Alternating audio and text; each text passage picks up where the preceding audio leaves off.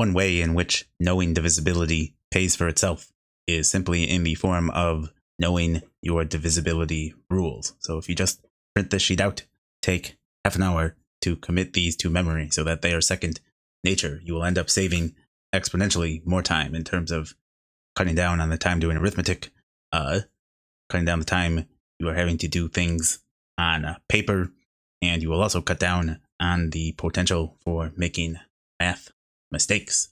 So the first and simplest divisibility rule, all even numbers are divisible by 2. That is the definition of an even number.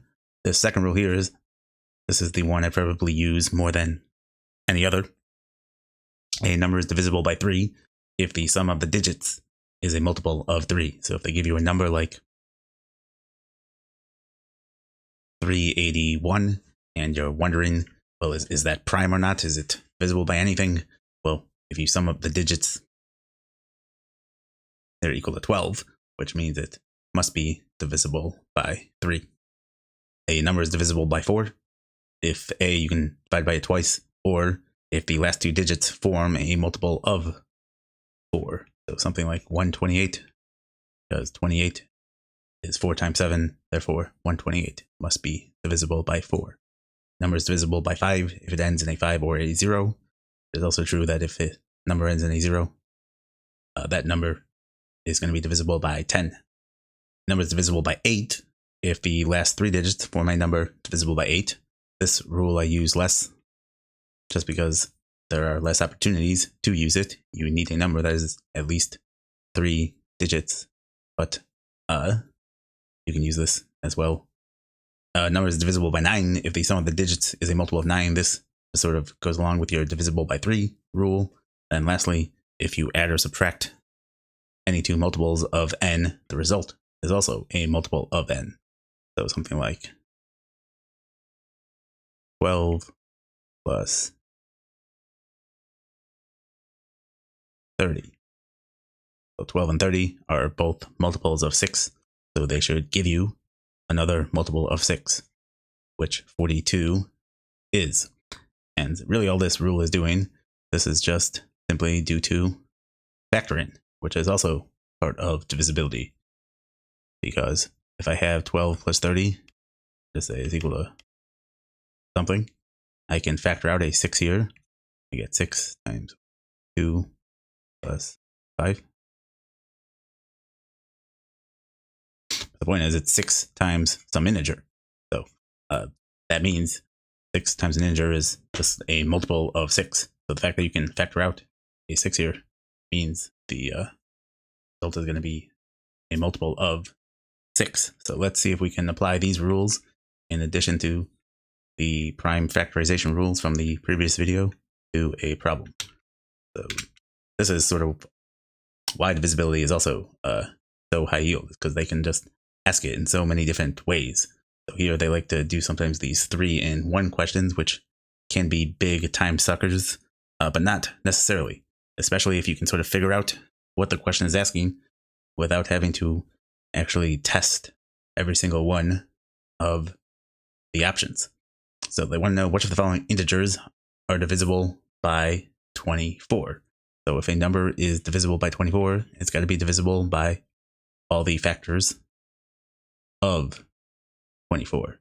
So 24 is going to be broken down into 8 times 3. 8 is just 2 times 2 times 2. These are prime factors of 24. And so any number divisible by 24 will be divisible by not only all the prime factors, but any combination of them. So it'll be divisible by 3 times 2, 3 times 2 times 2, 3 times 2 times 2 times 2, and so on. So we can start with my favorite divisibility rule. If it's divisible by 24, it's got to be divisible by 3. So we can check that first.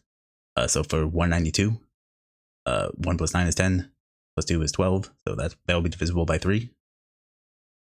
So that works. Divisible by 1024. Is that divisible by 3? So if we sum these up, 1 plus 0 plus 2 plus 4 is 7. So 7 is not a multiple of 3. Therefore, this will not be divisible by 3. Therefore, it is not divisible by 24. And anything with a 2 in it, we can eliminate. So 3 out of our 5 answer choices are gone just based on that one divisibility rule. Our last number, 5 plus 1 plus 6, is equal to 12. So that will be divisible by 3. So what else then has to be true? Well, it's divisible by 2, so we gotta have an even number. Both of our numbers are even. Now maybe we can check our divisible by 4 rule. So that was the last 2 digits have to be a multiple of 4.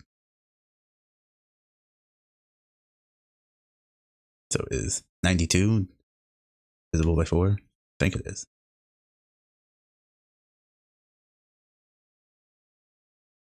23. So that works. What about 51 says 60 is divisible by 4. So 60 divided by 4 is 15. So this will be divisible by 4, so it's divisible by 3 and 4. And so can't eliminate any option yet. So we know both are divisible by 3. And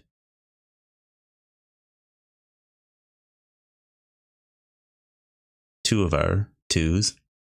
That gave us our 4. So we really just need to know, are these numbers divisible by 8? So 160, we use our divisible by 8 rule. That definitely works. So we were really done here. We don't even need to test the 192 because 192 appears in both of our answer choices. So if we want to know 5160 is divisible by 8, we just got to test is 160 divisible by 8. And it is. 20 times 8 is 160. So C is the answer because it's divisible by 8. It's also divisible by 3. Meaning that it must be divisible by 4.